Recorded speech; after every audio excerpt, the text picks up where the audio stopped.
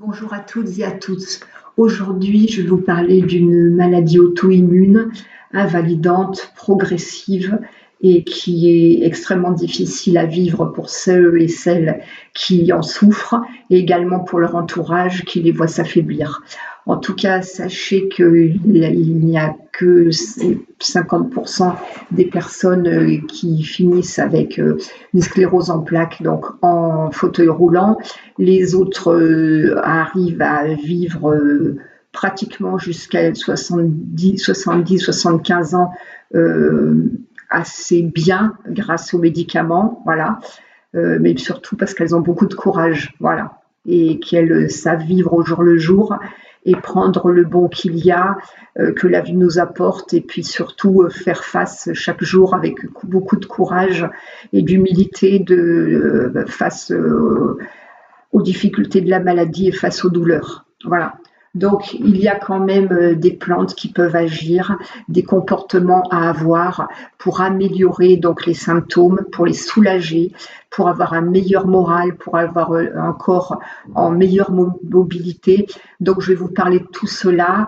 J'ai bien étudié la maladie et je vais pouvoir donc, avec assez de précision, donner pas mal d'éléments sur plusieurs choses. Donc, bien sûr que vous prenez un traitement, tous ceux qui ont la sclérose en plaques prennent un traitement, c'est des traitements d'ailleurs assez lourds et assez spécifiques. Alors, si vous décidez bien sûr de prendre des tisanes d'une plante ou d'une autre de temps en temps, ou de mettre des aromates sur votre alimentation, c'est pas un problème. Par contre, si vous décidez de prendre des huiles essentielles ou de prendre certaines plantes de façon continue et sur une longue durée, surtout parlez-en à votre médecin afin qu'il n'y ait pas d'interférence et qu'il n'y ait pas de problème avec la prise de vos médicaments. Puisque c'est vrai que même les plantes, si elles paraissent inoffensives, certaines sont très fortes.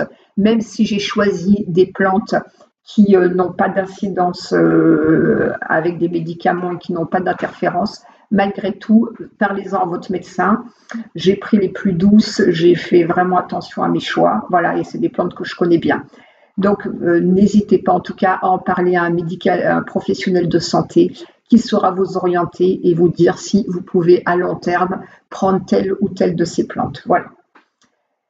On va commencer d'ailleurs pour cette maladie, on va commencer par le système immunitaire. Pourquoi? Parce que la sclérose en plaques, justement, cette maladie affaiblit énormément le système immunitaire puisqu'il y a certaines cellules qui l'attaquent et qui baissent le taux de myéline, qui baissent les lymphocytes T et du coup qui abaissent énormément l'énergie. Donc déjà, renforcer son système immunitaire qui est affaibli par la SEP. Donc, par de la prise de vitamine D, alors soit par le biais solaire, par une exposition de 10 à 15 minutes, bras nus, aux heures où le soleil n'est pas trop chargé en UV. Donc, évitez aussi les fortes chaleurs qui sont nocives pour la sclérose en plaques et l'exposition entre 11 et 15 heures. Je mets 11 et 15 heures parce qu'avec les changements d'horaire, il ne faut absolument pas que vous vous exposiez pendant les fortes chaleurs et pendant que le soleil est à son zénith et dégage beaucoup d'UV. Soit par le biais d'une alimentation riche en poissons gras, le thon, le saumon, les anchois, les maquereaux, le hareng. Attention toutefois à leur provenance pour éviter le mercure de certains qui en contiennent. On peut prendre aussi de l'huile de foie de morue qui est riche en vitamine D. Côté produits laitiers, ils en sont également pourvus, mais doivent être évités en cas d'intolérance. Les œufs de poisson, certains champignons, notamment les girolles et les chanterelles, qui contiennent beaucoup de vitamine D, la viande aussi, ainsi que les abats, notamment le foie de veau, de bœuf et le foie de génisse, ainsi que les œufs, qui sont des sources non négligeables en vitamine D. Et pour allier le plaisir et la nécessité, vous pouvez prendre 2 à 3 carrés de chocolat noir par jour à partir de 70% qui apporteront de la vitamine D essentielle, mais aussi qui vous apporteront phosphore, potassium, magnésium et ainsi que les hormones de dopamine et de sérotonine qui vont vous apporter bonne humeur et bonheur. Il est important aussi de s'aérer chaque jour. Marcher, faire un sport doux qui vous convient et qui vous plaît, au moins 3 fois par semaine. J'insiste sur le phénomène qui vous plaît parce que c'est vrai que quand on fait un sport par obligation pour se faire du bien, on n'est pas assidu sur le long terme. Alors au moins que quand on le fait avec plaisir, on est certain qu'on va continuer à le pratiquer. Alterner les exercices et la récupération. En effet, la sclérose en plaques est une maladie quand même invalidante et la fatigue accrue augmente les poussées. Donc, allez-y mollo, donc exercice et récupération. Vous pouvez pratiquer le qigong, le yoga, le tai chi, la méditation, la natation, le vélo d'appartement, le renfort musculaire qui vont aider à mieux gérer et votre respiration et à également vous mouvoir tout en douceur en apportant une meilleure souplesse et mobilité à votre corps. Ils vont aussi également apaiser l'esprit et doper la bonne humeur. Ce qui est important aussi également, j'en ai parlé plusieurs fois, c'est d'entretenir une bonne flore intestinale. Donc inclure des probiotiques naturels dans votre alimentation, comme les yaourts fermentés, le skyr, le tempeh, le kombucha, le kéfir, les choux, les champignons, les cornichons qui en sont pourvus. Et ils sont aussi idéaux et très primordiaux pour remonter le taux de glutamine qui font défaut dans la SEP. Il faut avoir donc une alimentation riche et variée, riche en vitamines, et notamment pour vous la vitamine B12, la C, la D, la E, ainsi que le zinc, le bêta-carotène, le magnésium, le potassium, le phosphore et les oméga 3. Et grâce à toutes ces vitamines, la production de myéline qui protège le système immunitaire s'en trouvera renforcée et boostée.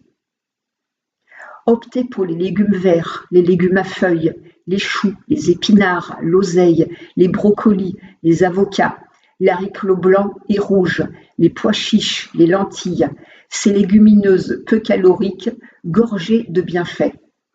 Privilégiez les poissons gras, comme je l'ai dit plus haut, les viandes blanches, au moins 100 grammes par jour, les fruits rouges, les agrumes, les fruits secs, les amandes, noix, noisettes.